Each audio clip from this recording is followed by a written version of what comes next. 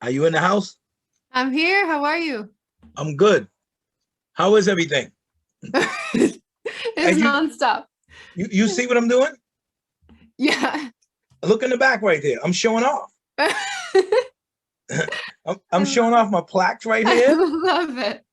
I'm showing off my Biden Harris. You can't see my Michael Jackson up there, but you know. Oh, did you get this book yet? No? Oh, you got to get this book. This is a good book. All right. It's called Politickin with MC Spice. We'll talk about politics, but it's really not about politics. Yeah. It's about you. And of course, what you want for the city. Oh, look at that. Okay, cool. And you know, what am I too grainy? It's okay. Okay, hold on. And I'm seeing some shit. Let me turn on my other light too. Let me see if this is better on my end. Ooh, too bright. Hold on. I think I look better now. I don't know if I'm too grainy or not.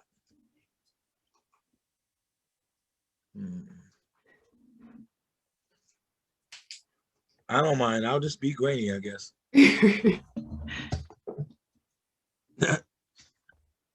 I think the coolest thing about Zoom is that people are on their Zooms fixing their Zooms. No one can just get on Zoom. Like right now, am I looking down or up? They're saying you gotta look up on Zoom. I don't know. What am I supposed to be doing? I don't know. I'm in the right place right now. Oh yeah, let me fix it. Okay, I'll make mine so that you're right at the top, and then maybe it won't look as weird if I'm looking at your square, but sort of I'm gonna use this. I'm gonna use this chair. And I'm gonna put my Zoom on a chair and see if that brings me up. This is the coolest part of the whole interview. Like making sure that you got your Zoom right. So now I'm looking up like most people are looking up. I don't know if that's how it's supposed to be, but it looks like it should be that way. But you're all in shadow now. Really? From your nose down. Ah, so now, ladies and gentlemen, as you can see, this is how Zoom goes. You fix the Zoom as you go. So I tried to get people from NBC and CBS and all those places to, you know, come and powder my face and do all that, but we have to do it from our own cribs. So I don't know if I'm good enough. I guess I'm good. You're clear, so that's all that really matters. You look good. You look good. I'm not too high or lower. It looks good. Okay, let me see. Just making sure. Perfect. All right. That's perfect. So I showed you my book. You actually have done a whole lot of work before this work you're doing now. And you started pretty young doing this. One, you're a Harvard grad. And your degree is in economics. Oh, but okay. It was really just my parents wanted me to be a doctor. I didn't want to do that. And then I wanted to study history or something, you know, I thought interesting. And then they said, well, if you're not going to be a doctor, it was a whole negotiation process. And they figured, at least with economics, you know, I might be able to support myself and make some money one day. So that's where it was. It didn't turn out that way, but so wait, so they wanted you to be a doctor. You didn't do the doctor, you negotiated the other one, and then you didn't do that. What? Well, it just goes, yeah. So the story of me is that I never, ever expected that I was going to be a politician. In no world was I ever going to be doing this exact thing now. And life happened and family stuff happened. And that's how I got to being here. Life happened. We're going to come back to that.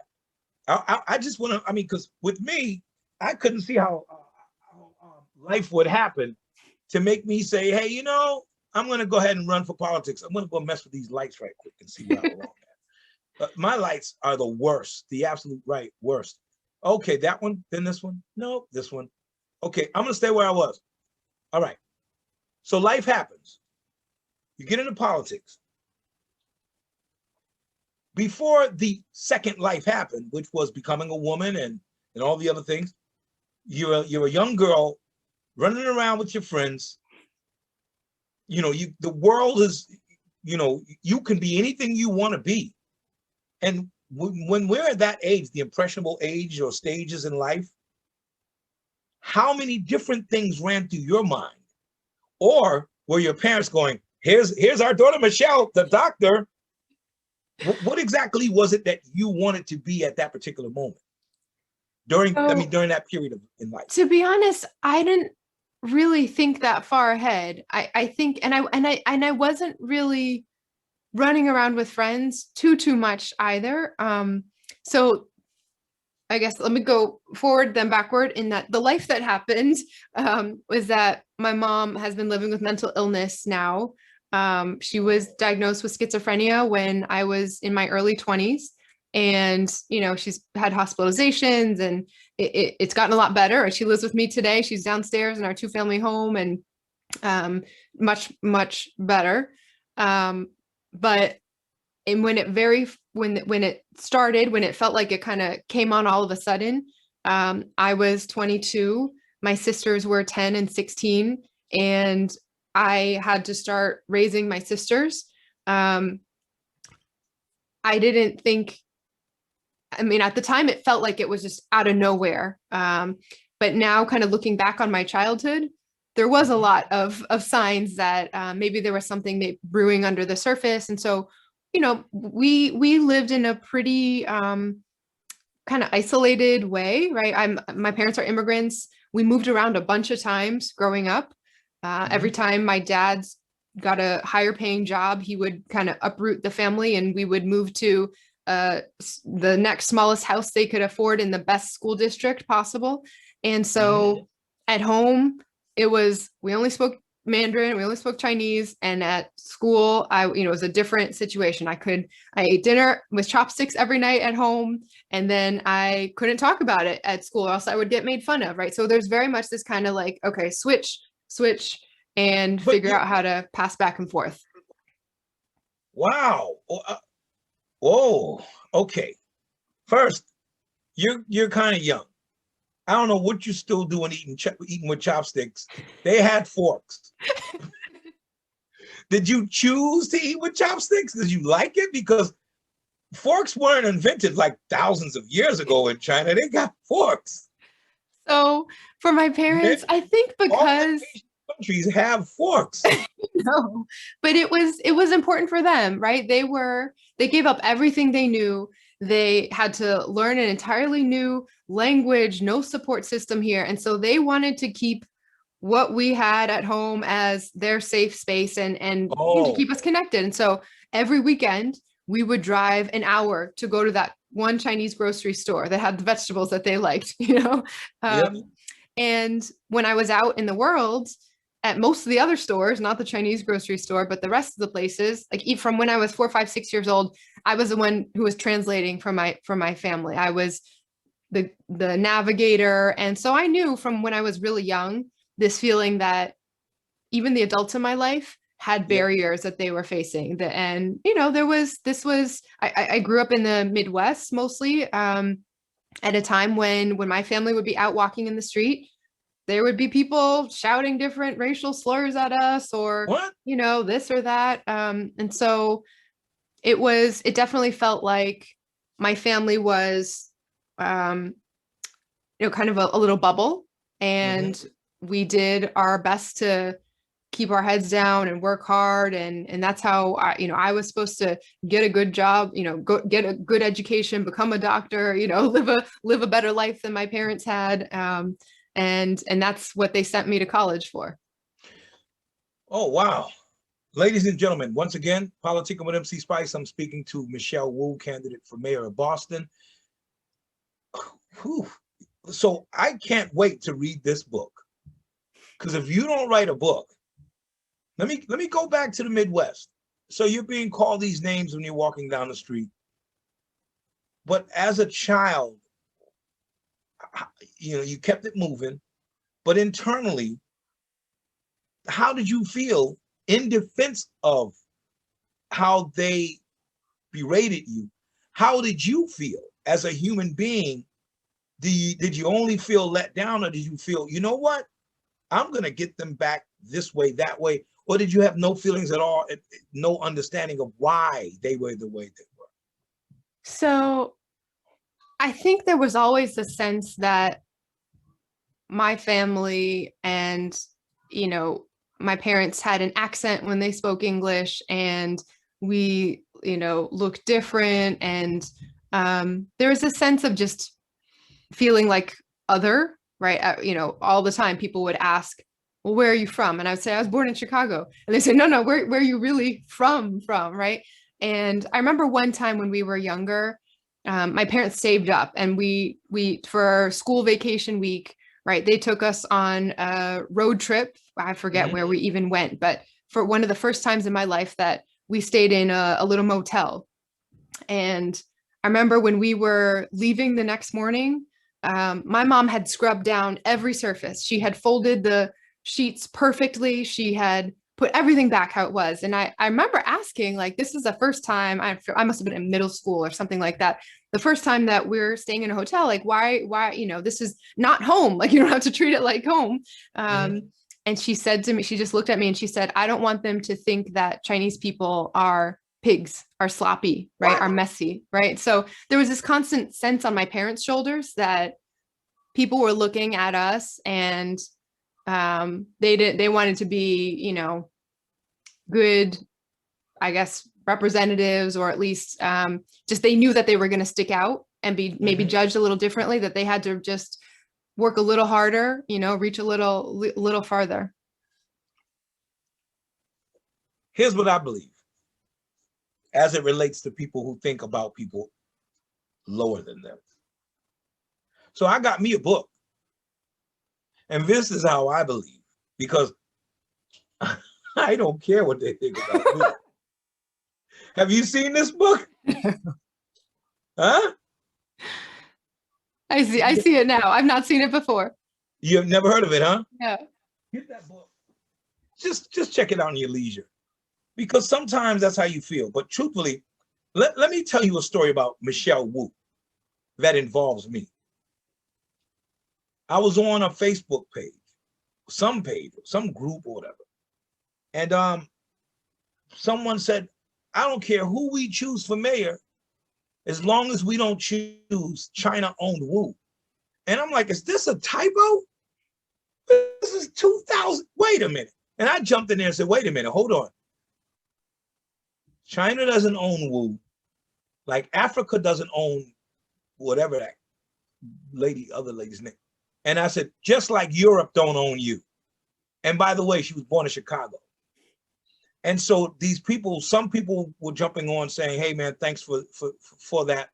I guess they thought they were in a safe place to do that, but it's never a safe place to do that. So I didn't agree with that. And right away, that's when I said, I want to do my own interview with this person so people can see her as the person she is. But here's something I need. If you're saying you were born in Chicago, if you really saying you're born in Chicago, because politicians, they lead us wrong sometimes. Yes or no? If you're really born in Chicago, I need you to say right now, while everybody's watching, Chi-Town in the house. No, I left it behind. Boston all the Okay. way. Then you got to say B-Town in the house. Right. You got to represent it. Rosendale all the way. Rosendale is Boston, I guess. Yeah. Also, Rosendale, not necessarily the city of Boston, but it's all the same. Yeah, Boston is the place where I finally felt like I found a home, right? We moved around so much growing up. My parents, again, never quite felt like they belonged anywhere. And so it was when we came out to Boston, when my mom got healthcare, when I raised my sisters in the Boston schools. And And this is the city that gave me home. Oh, okay. Now, see, now it's beginning to materialize a little more. So tell us a little bit more about Super 88. Is that the store that your father drove an hour to go to? It was actually something really like that in Chicago. No. Oh, that was Chicago. Okay, I thought that was Boston. But Boston has enough Asian restaurants. You don't have to drive an hour. Yeah, exactly. Right, 'cause I just cooked for my wife today some bok choy with leeks in it. Bok There choy you with leeks. go. Have you ever put leeks with your bok choy? No, we usually use garlic, but Yes, I put garlic and leeks. And I made some yesterday. We've been eating it for 3 days straight so far. Bok choy, leeks, and the big bok choy or the baby bok choy. 3 days ago was the baby bok choy, like 5 of them, because they're so tiny. Yeah. I didn't know the store had the big bok choy. And then I went down the aisle and said, oh, there's the big one. So I made the big one today. And I saved some of it with some olive oil on it, got it in the fridge so I can, hook it up again tomorrow, because you don't want to put a salt on it the night before. But you ate it with a fork, not chopsticks, right? You're not doing it right. Yeah, I did it with the fork. Don't tell your father. I ate it with we ate it with the fork only. So, all right. So now Boston's a part of you. You're in Harvard. You're at Harvard. Where was the spirit? What was the spirit that moved you to say, oh, wait a minute, I'm doing finances, but politics it is? What was the spirit that moved you to want to do that?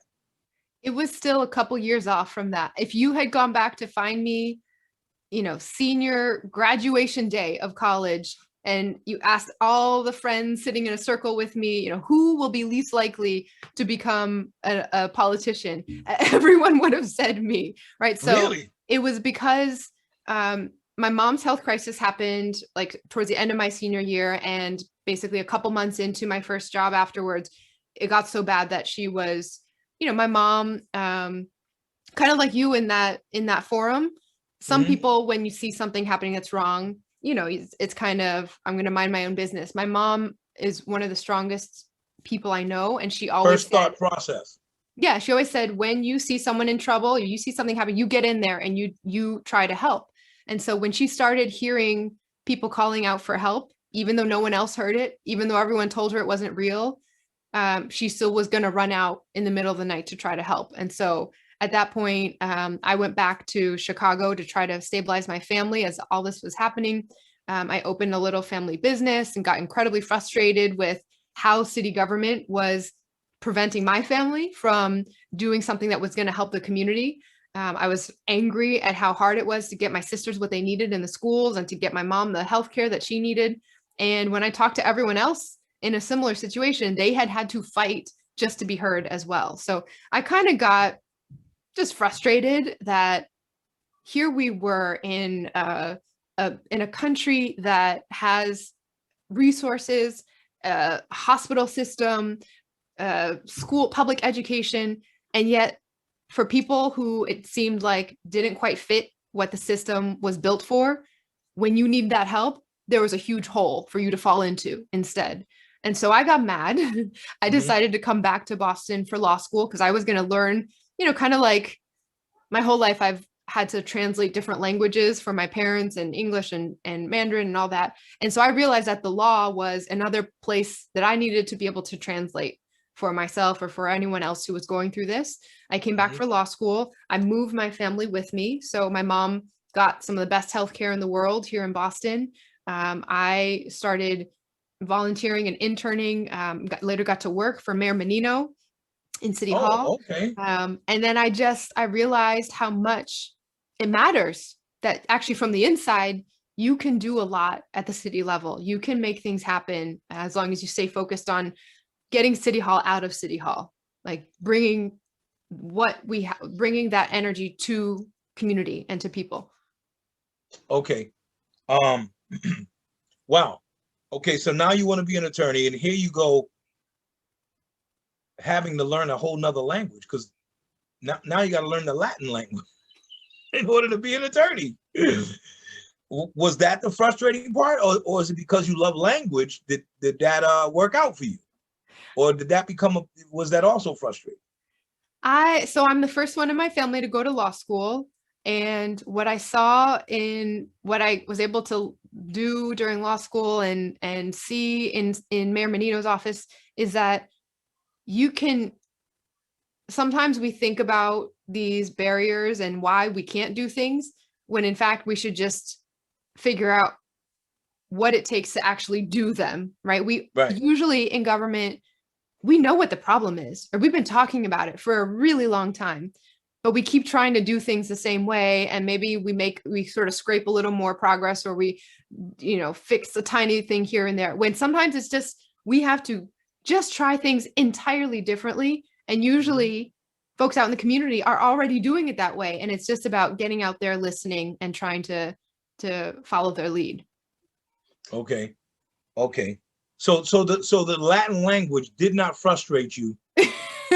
It was something, it was easy to learn, because that's what I was told, that the only problem about the being an attorney is learning that language that goes into the what I call King James English, so to speak. If that didn't frustrate you, what I guess I'm asking a question that does null and void, because now here you are, and you're a person who knows about money matters, who also decided to be an attorney, who is now running to be the mayor. Don't most attorneys run to be governors? I mean, so, if there was a magic fairy that said you could be president, you could be senator, you could be whatever you want, this is the place to make a difference, at least in how I see what I've lived in my life, and how I think I can put all of my energy into fighting for families like I've fought for mine, like I'll fight for my kids and all of our kids. City government is where it's face to face with people. You can't get away with just talking about things, because you're going to run into your constituents and voters at the grocery store, or at in your neighborhood. And so I love that this is about how you get things done. And I think there's no better place to do that than here in Boston. Okay. Before I ask the next question, I'm going to ask a couple of questions that give me your favorite Asian dish when you're out with the family at your favorite restaurant, which is probably that one that my wife loves so much. There's one that has a bakery inside of it. And when you walk in there, are you familiar with that place? Is it Great Taste? Yes. She loves it. I said, good taste. Yeah. There's not enough sugar in these cakes, but I like the sticky noodles. Is it sticky noodles? I asked the guy for sea spinach, and he looked at me like, how does he know what sea spinach is? I said, hey, I want some sea spinach. I was asking for certain stuff that I saw other people eating, because I didn't want to go in there asking the same old thing. But is that one of your spots? And if you do go to any of these spots, what's one of the dishes that you order? Yeah. Okay. So this is a dangerous game to play. Which is your favorite? So we, my family loves going to dim sum on, whenever we can. And I don't know if for all your viewers, dim sum is when it's like smaller plates with a couple different portions, and everybody shares, and they, before the pandemic and hopefully soon, they would push around big carts, and you basically choose which one of these small plates you want off, and you kind of take it off the cart. So we have our standard orders there that we always get, different kinds of dumplings and steamed buns. And, I actually really like, this is something that got me made fun of when I was younger and told my classmates, but one of my favorite dishes is pig ears that are sliced really thin. See? You haven't tried it. Okay. Yo, I'm not trying that. Yeah, are you, man, what are you trying to do? But it's like really thin, sesame oil, some scallion. What do they call it? 冷拌猪耳. It just called cold mixed pig ears. No, I mean, okay, you said it. You just said it in Mandarin. It's called 冷拌猪耳. 冷拌猪耳. Oh man, I'll make sure that I don't even order. Oh, Okay, so I'm drinking me some blueberry juice. Usually I have a little something something in here. Are you familiar with Sheriff Steve Tompkins? Yes, I am very grateful that Steve Tompkins is our sheriff, and he's a great friend. Okay. Yeah, because I had a meeting with him maybe a week ago, and he said, if you don't mind, I'm drinking cognac. So because we're mentioning him, I'm gonna go ahead and get this. This is called Jane Walker Red. I don't think you can see there it is. I think Jane. I have some water in the room. That's all I have. Oh, You're you want to toast? You want to toast the water? you're not supposed to toast with water, right? Isn't that bad luck? We don't believe in bad luck. We don't believe in bad luck. Okay, just the same. You Just know to why be we don't believe in bad luck? Because we eat with chopsticks. Get your water. safe. Right. She's going to get her water. We got to do a quick little toast. Okay, I got my little water here. Okay, you ready? To Michelle Wu. And to the city of Boston. Spice. Yeah, to the city of Boston. To Boston. All right, there it is.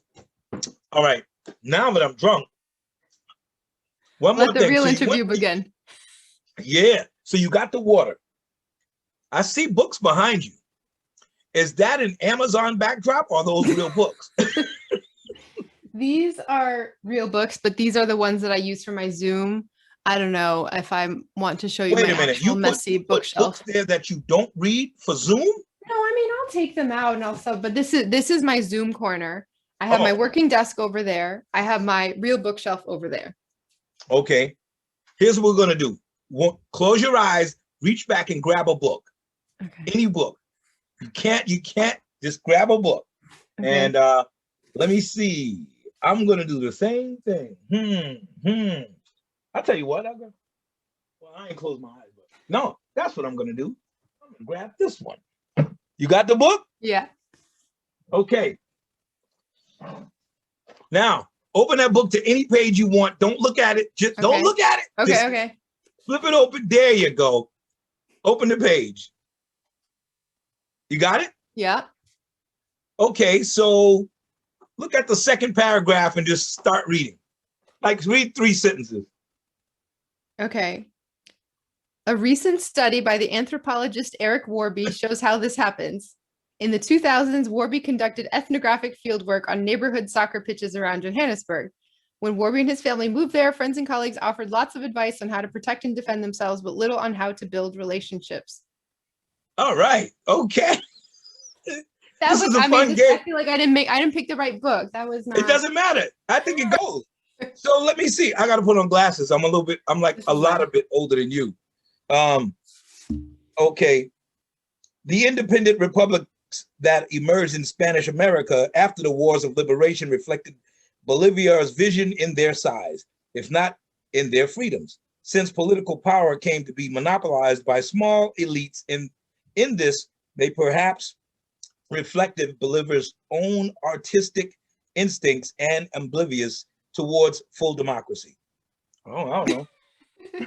Well, what was your book? What was it even called? The book is called The Politics book. Okay, mine is kind of it's this. Oh, Palaces for People. Okay. Oh, good. It's a nice little exercise that I do to all my interview students. I got a question, Michelle Wu. What do you think about? I know that they're working on civilian review boards. You got to have a license to drive a car. License expires, you got to get another one. Update it. You got to have a license to own a gun. You have to have a license to do so many things. What about with so many deaths, so much violence as it relates to guns? What about a license or a civilian review board? I mean, not review board, but license for I mixed those two things up. for regulating the safety of guns. So let's say the owner has to come in once a year. The license, the people who give the license would be the police, inspect your gun, make sure it's safe, make sure it hasn't been, used the wrong way. Do you think something like that should be something we should be considering in the near future as people start to purchase more firearms, so that, hey, what happened to my gun? Now I got to report it stolen. It's not even here for me to go and have it reviewed for the new license. What do you say to that? Or do you think that's kind of intrusive? I mean, that should be the baseline. I think that's the minimum that we should be trying to do for in terms of common sense gun reforms. I think there's all categories of things that there's no good reason for civilians to have at all, in terms of the types of weapons and semi-automatic and this and that. And we know that what you just are talking about would make a big difference, that to have some sort of either tracking system to hold gun owners responsible for if they lose it or it's stolen or something, that it gets reported, that there's some sense of liability for that too. I think, yeah, I definitely support that. Okay, here's another question. Now that goes back to the review board. So what do you think about a civilian review board? Now they have some for police. I don't want to beat up on the police, period. All right. I understand that the people want certain things. Fine. So in wanting that, do you think that we should also have a civilian review board for the courts and the other systemic racist run system? And sometimes probably not systemic, but just systemic racism, but just the bureaucracy that puts certain people in a position where it almost looks as if their 14th Amendment is being trampled. Maybe not, but just feels that way. And even that level, that feeling of impropriety from that perspective, do you think that we should have a civilian review board for judges, for the court system itself, or is that far reaching? That's interesting. I mean, I think it's clear that our, so-called criminal justice system isn't delivering justice for people.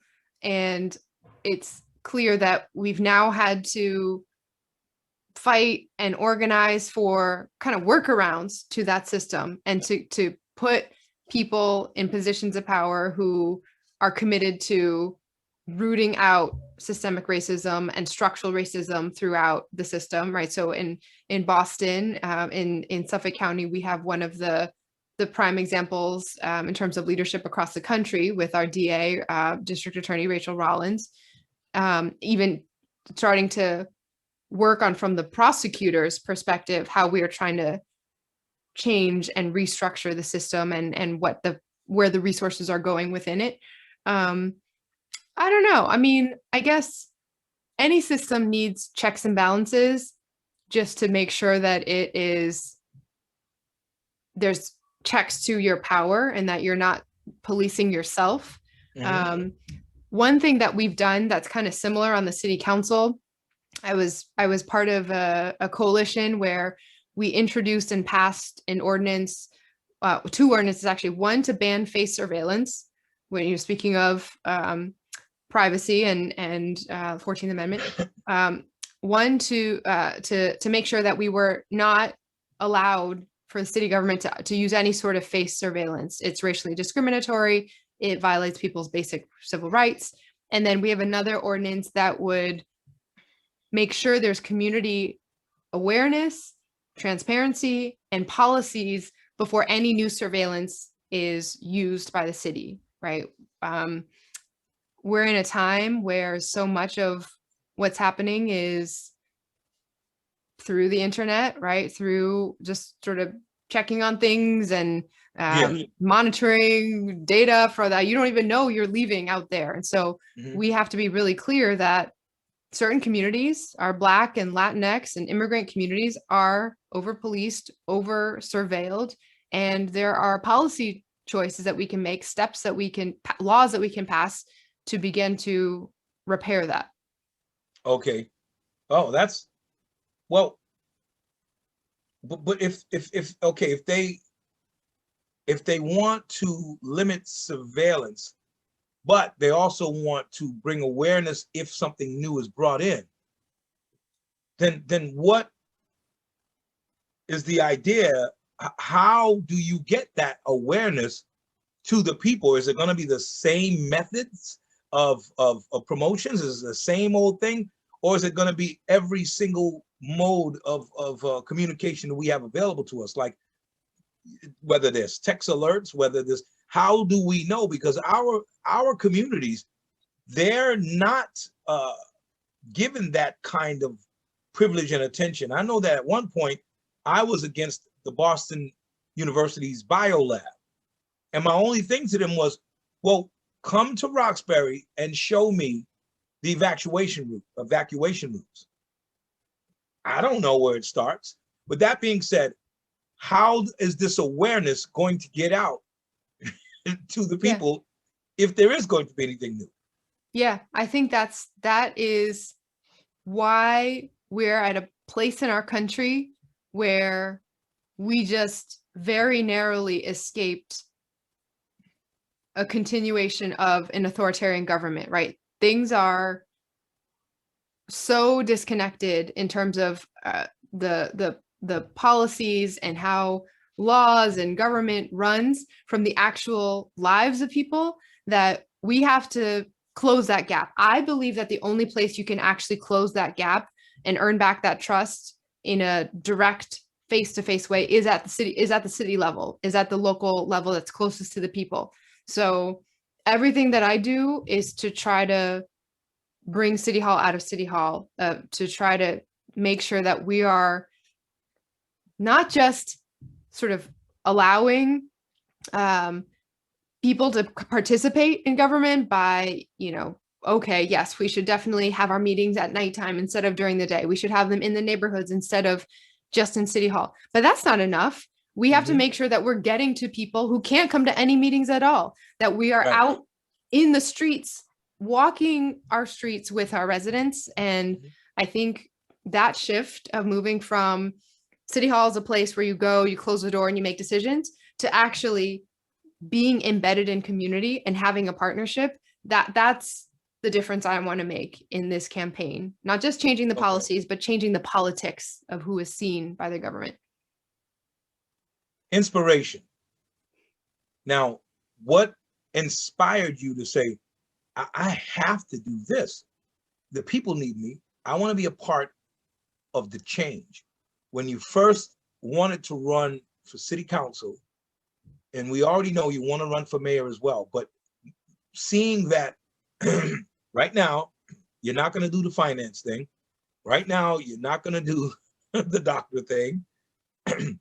Well, you know the law, so you can use the language of the law to do your fighting. But what was it that inspired you? Was there anything that was close to you, close to a friend or family member, that inspired you to say, government is what it is?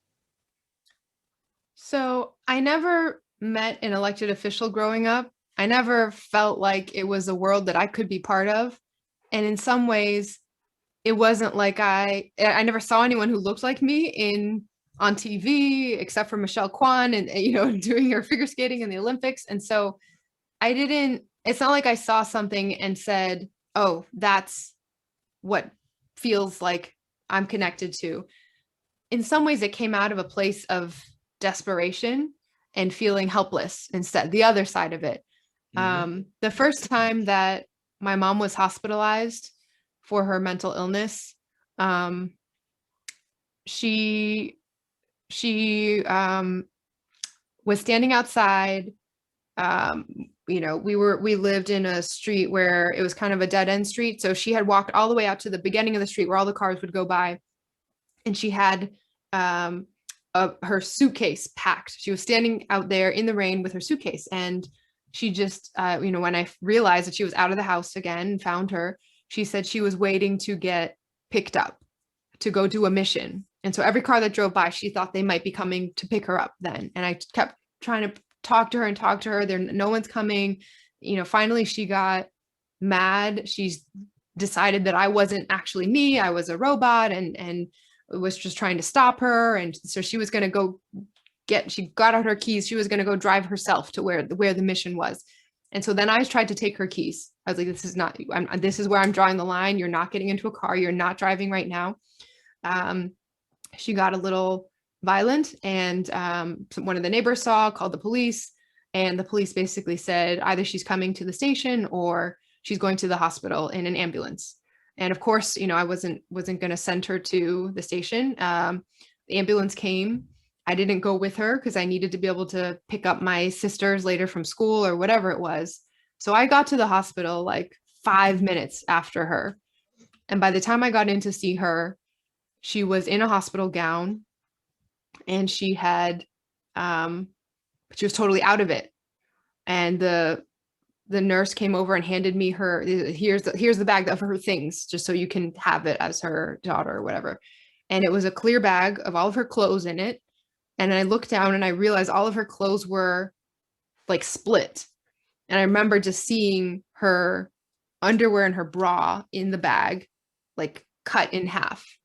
And when I asked what had happened, they said, well, it's standard procedure. As soon as someone comes here to the emergency room, they have to get into a hospital gown. She refused to, and she refused and refused. And so finally we had to sedate her and then cut the clothes off of her body with scissors. Right. And I remember just like, this is where she's supposed to get help. This is where I had been trying to get her for so long to come and get treatment. And in the 5 minutes that I hadn't been with my mom, they didn't see her as human, really. They weren't listening to her. She told me later in Mandarin that she just hadn't wanted to take her clothes off in front of a male attendant who was there, like culturally. And I just remember, I'll never forget that feeling of how far away it felt like help was in that moment, right in the place where we're supposed to go to get help. So that's why you're championing for the cause of others who are probably going through feelings of despair and hopelessness and helplessness. It's going to take more than one person. How do we get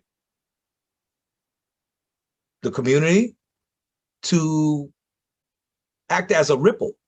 How do we get everybody to become a part of the all hands on deck approach? Yeah, that's exactly it. It's all hands on deck, but it means starting during a campaign. This is a really important year for Boston. And it's not just because we're going to have one day in November where a very important decision is going to be made. This entire year needs to be a year of everybody, all hands on deck, getting involved. And so we are trying to, I announced early. I got in this race months ago when it didn't look like there would be a pathway necessarily to a smooth situation. And I was the first one to say, we need to start now to really build communities and engage people and try to and listen and be a platform for what each community can do. So we're trying to just talk to every possible person we can about why city government matters, but even more importantly, how we can change who matters to our city government.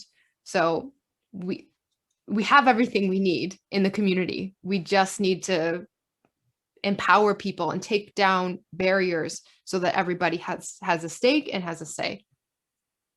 Okay. Now,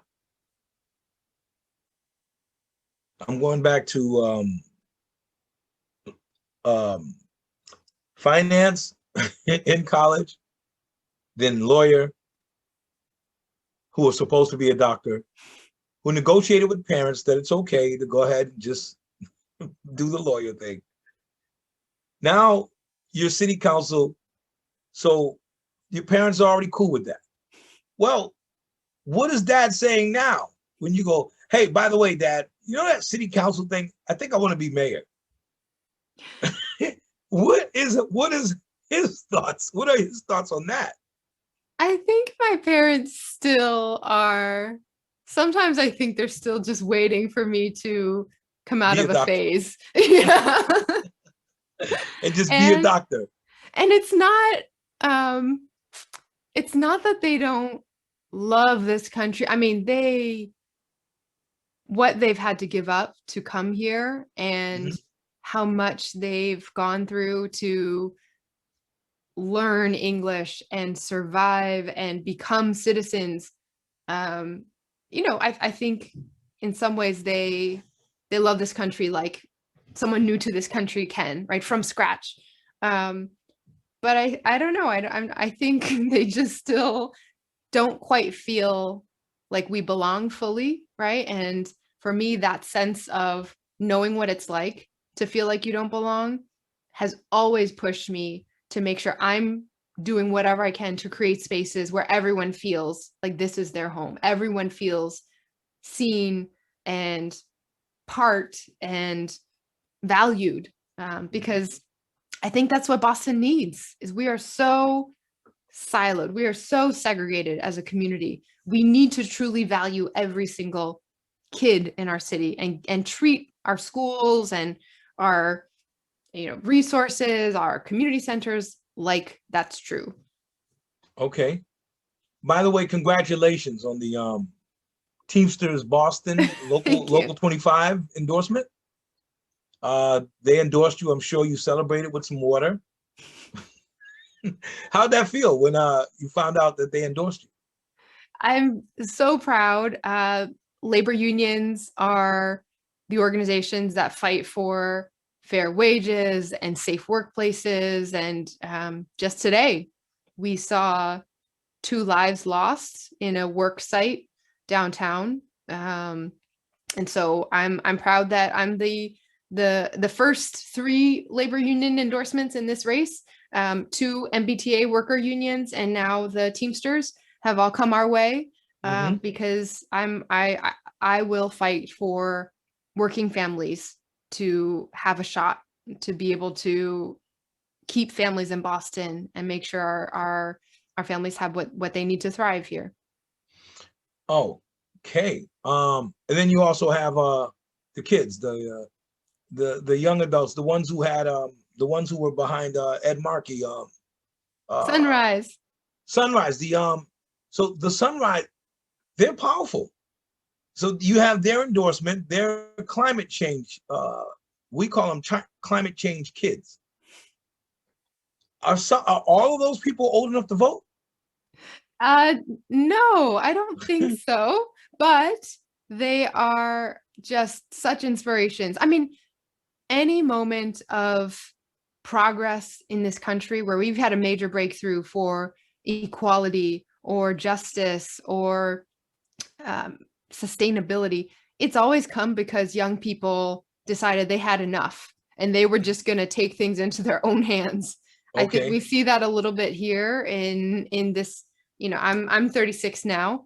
I think this generation that's come up, I don't know, is it Gen Zs, the Yeah. Zoomers?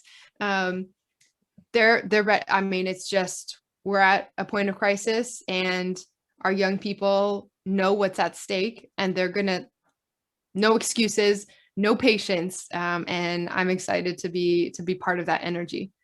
Okay, that's good. And again, congratulations on both of those. Now, a huge endorsement, Elizabeth Warren. How did that endorsement? Was it by email? Was it by cell phone? Or was it by a regular, something in the mail? You got something in the mail said, "Hey, I'm going to endorse you."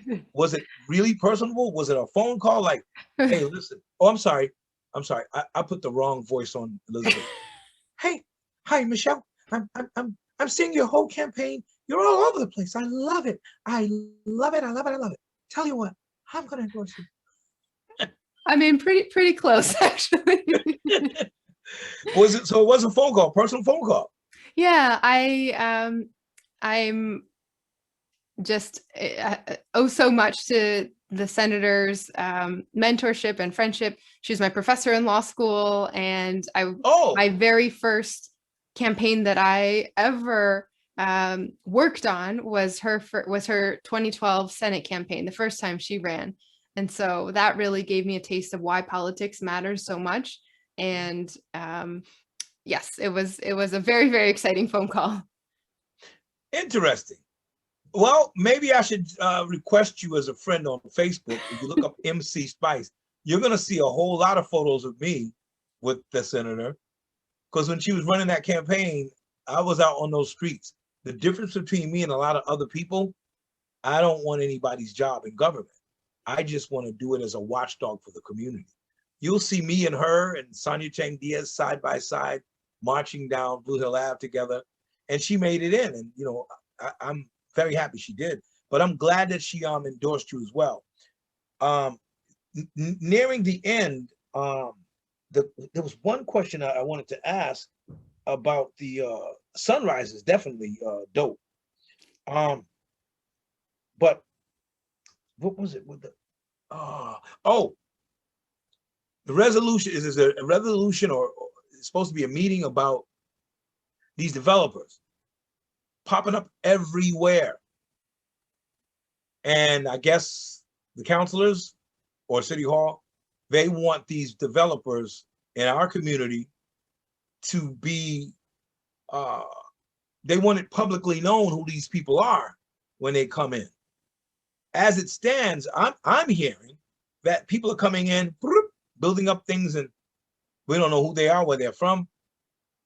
Do you think that's related to some of the fight that's been going on for eons in Boston, whereas people are coming in from other towns who are not supposed to be here, but working on construction sites where people in our town are supposed to have first dibs? Or am I, again, far-reaching into this particular knowledge of that? Is that one of the reasons why they could possibly be hiding the knowledge of who they are?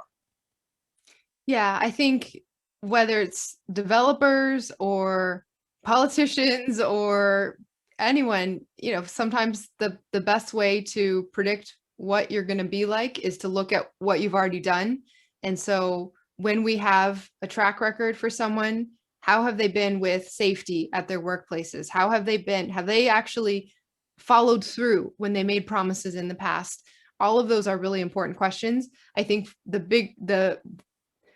this is important because our development system in Boston, how we build new buildings, is the most complicated process, the most political and inconsistent process anywhere in the country.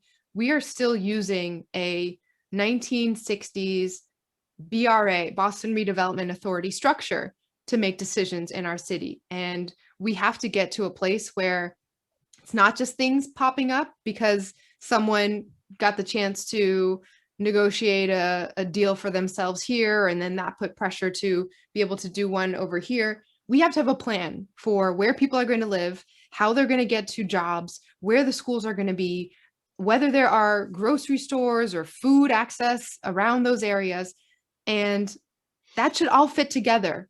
So I've been a big proponent for making sure that we have a development system that is fair and transparent, and that gets us to how much affordable housing and climate resiliency and all the other needs that our communities are facing right now.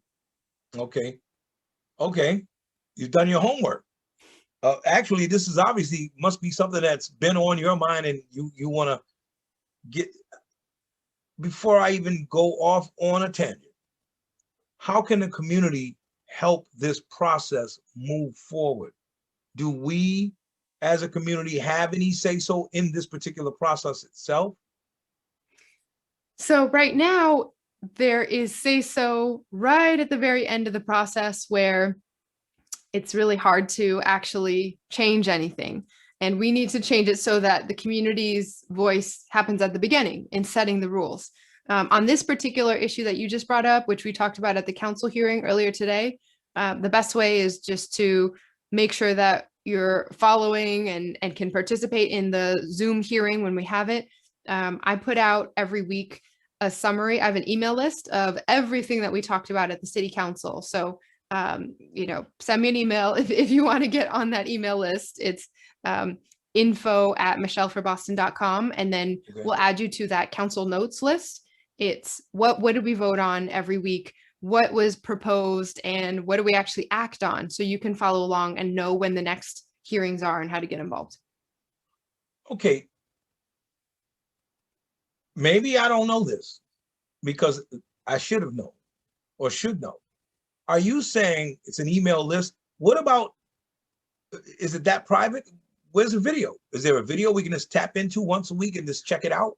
Oh yeah, of course. So all of the meetings are live streamed. Okay. But if you don't have the, today's meeting was almost 4 hours long, right? If you want just the summary afterwards of what happened, Okay. then you can read it. But it's most Wednesdays at 12 p.m. You can go to the City of Boston website and find the live stream. The council also has a YouTube page that you can watch every single hearing that we have broadcast live. And that's just cityofboston.gov. Yeah, let me double check what Boston.gov. I think it's boston.gov/city council, but let me. Okay. Yeah, if you go to boston.gov/city council. Okay. And let's talk about people. I mean, we need to know the person. So here we go. When did you fall in love? And when did you know he was the one? And when did you say, you know what? Yes, I do. What's the beginning of this family makeup that you got now? So I am blessed to have a husband who has been my rock through so many of these family situations. We met in college, and this was at a very different, I think both of us had a different sense of where our lives would end up, right? I never thought I would be here. He works at a bank now and was wanting to be in the film industry. So everything's kind of been this and that. But when my mom really needed help, he came with me. And it's been a lot of years of trying to sort out, I think in some ways in our 20s, we were raising teenage girls, right? And so we've had a lot of years of being a family and having a larger extended family. And now we have two beautiful boys who are 6 and 3. So it's been a real blessing. Good. That's many blessings to you, your husband and mom, and the boys. And last but not least, you're at Dunkin' Donuts. Don't know if you go there. What do you order? What's your coffee? So actually, okay, some people get really insensitive. I don't drink coffee. Okay. I drink tea. If I go to Dunkin' Donuts, I will probably get an orange juice and Boston cream donut. Okay. LaFleur's bakery, the Haitian bakery. We saw you go there. What'd you get? Lafayette. Yeah, Lafayette. I mean, I love those patties. I love all kinds of those patties. Please don't tell me they got pig ear patties. No, the fish ones are pretty good though. Okay. Yeah. So that's one of my spots. I used to love to go there. So do you drink soda at all? And if you do, is it Pepsi or Coke? I mean, I don't really. I mean, I like juice. Okay. I like bubbly, like lemonade. Okay. I like champagne. Okay. But most of the time I'm trying to do my best just to drink my water, because I really do a bad job of doing that. I get really dehydrated because I forget to drink water. So now every day I got a pitcher on my desk. I fill it up in the morning, and then I just have to finish it no matter how much I got through by the end of the day. Last question. This is the question that politicians hate me to ask. I hope you're ready for the tough questions. Butter pecan or maple walnut ice cream? Oh, I mean, I'm an ice cream girl. I love ice cream. So, I mean, it's kind of dependent on mood. I think on an average day, or okay, let's put it this way. If I could only choose one of those and I needed to have it every day after that, it would be butter pecan, because the maple walnuts is sort of a little sweet, but like if I only get to have it once ever again in my life, I would definitely choose the maple walnut. Okay. Wow. That was a real tough question. That's a tough political question. Now, as you can see, this is how we conduct our interviews. It's just a little, hey, how's Michelle doing? How's the family doing? And that's it. So hopefully I'll be able to talk to you again in the future. I love it. Especially for the print edition of Roxbury Sun Times. And whatever it is you're going to need from the community, I'm hoping that, you reach out to us to be able to get that information out. We definitely will. Thank you for Okay. keeping people plugged in. Thanks for all you do. And it's been fun tonight. All right. Yeah, I'll cheers you again with my Oh, yeah. And I got the blueberry. Okay. Have a good night. Thank you All so right. much.